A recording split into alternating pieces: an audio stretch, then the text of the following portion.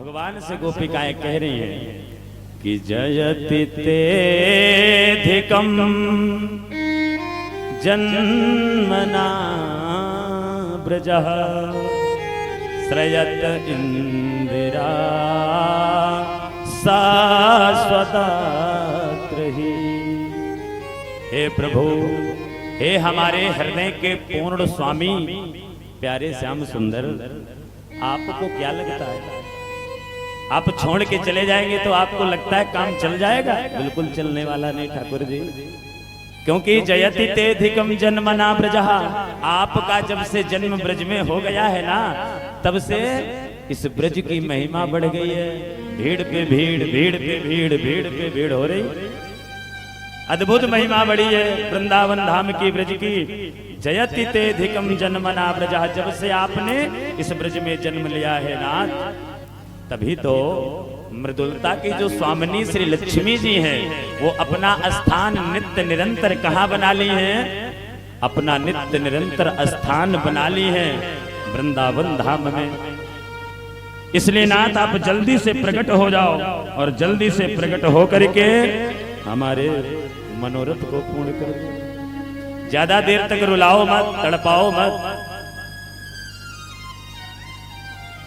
और अगर ऐसे करना था नाथ, देखो कितना करुण भाव है, कितना सुंदर भाव है भगवान से कहने का। आप भी मन से कहना आज ठाकुर जी से कि ठाकुर जी सच में जैसे गोपिकाओं पर कृपा किया, हम पर भी एक बार कर। भगवान से गोपिकाएं कह रही हैं कि सरगुदास साधु जात सत सरसी जोदरा श्री मुसाद्रसा सूरत नाथ ते सुल्कदासिका वरद निघ्न तो नेह किम वधा। भगवान से गोपिकाएं कह रही, हमारे प्यारे श्याम सुंदर, आपको लगता है हम कोई पैसे से खरीदी हुई दासियां हैं? सूरत नाथ ते शुल्क दासियां। अरे भाई, पैसे से बुलाई गई जो दासियां होती हैं, वो जब तक पैसे की कीमत है, समय है, तब तक रुकी, नहीं तो चल देती हैं। लेकिन ठाकुर जी, हे हमारे हृदय के पूर्ण स्वामी माधव, हम इसलिए नहीं आई हैं कि पैसा जब तक है तब तक है, नहीं चली जाएंगे। हम तो आपके चरणों में निस्वार्थ अपवित्र हृदय के भाव से प्रेम करती हैं, इसलिए आ गई है नाथ आप हम पर। और आप कहते हैं कि धनुष बाण पे तीर चलाने से ही कोई घायल होता है? वरद निघ्न तो नेह किम वधा। तो हमें तो लगता है कि धनुष बाण से मारने को ही कोई मारना नहीं कहा जाता। हमें तो लगता है कि आपके चरणों में जो नेह कर लेता है, आपके चरणों में जो प्रेम कर लेता है ना, मुझे तो लगता है, गोपिकाएं करी, हमें तो लगता है आप पहले उसका वध ही कर देते हो नाथ। कैसे कर देते हो? बोले जैसे धनुष के बड़े धनुष का आकार होता है, उसी धनुष के आकार के आपके नेत्र हैं। तो धनुष में तो बाण चलाने से कोई मरता है, उसका वध होता है, पर आपके तरफ अगर 5 मिनट कोई देखते रह जाए खड़ा होकर, तो ठाकुर जी प्रभु हमारे हृदय के स्वामी श्याम सुंदर, उसका आप वध ही तो कर देते हैं। अपना बनाकर संसार छुड़वा देते हैं, घायल कर देते हैं अपने विरह में। इसलिए जल्दी से प्रकट हो जाओ। और अगर आपको ऐसे रुलाना था तो विष जला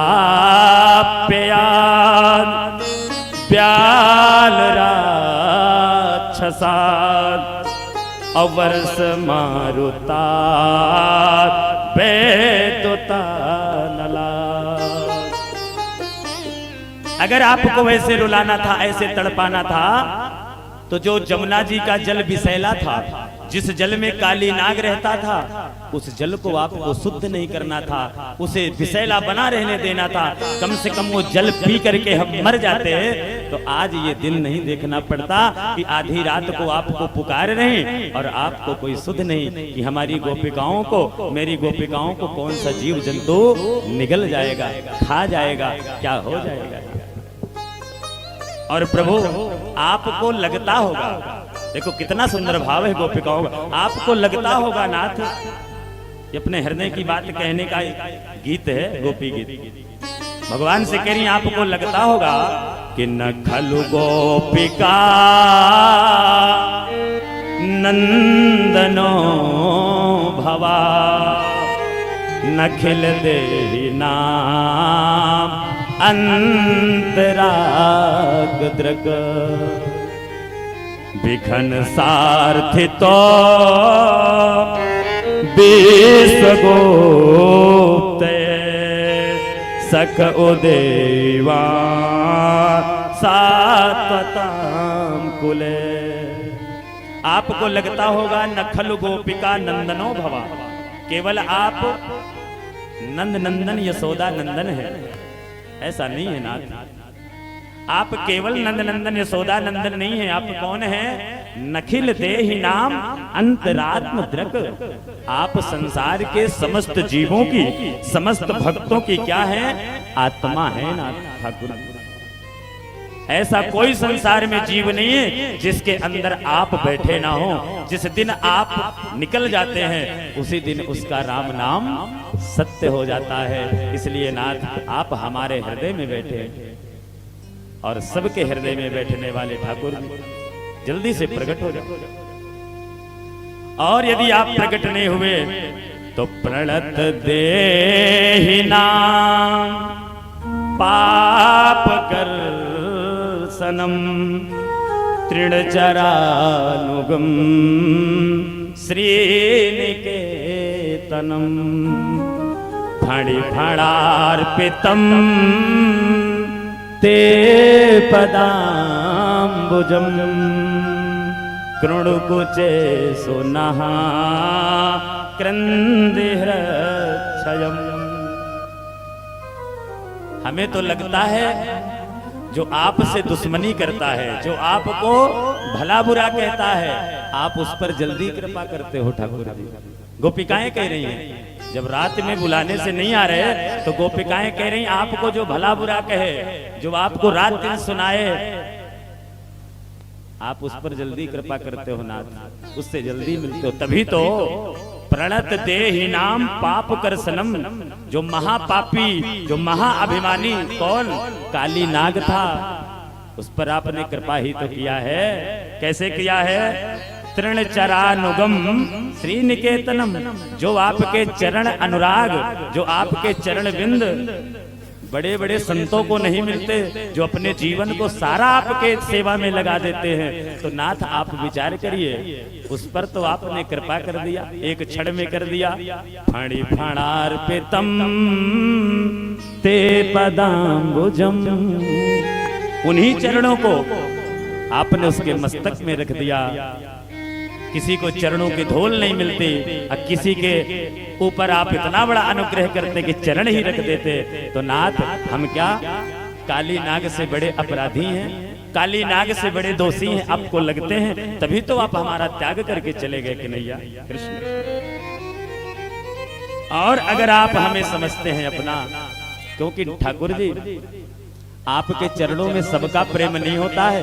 संसार में करोड़ों लोग हैं, अरबों लोग हैं, खरबों लोग हैं, पर आपके चरणों में सबसे प्रेम हो जाए, सबका प्रेम हो जाए, ऐसा नहीं है।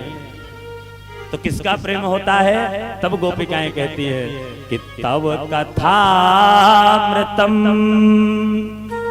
तप्त जीवनम कविभिरीडितम कल्मषापहम श्रवण मंगलम श्रीमदाततम भुवि गृह्णन्ति ते भूरिदा जना।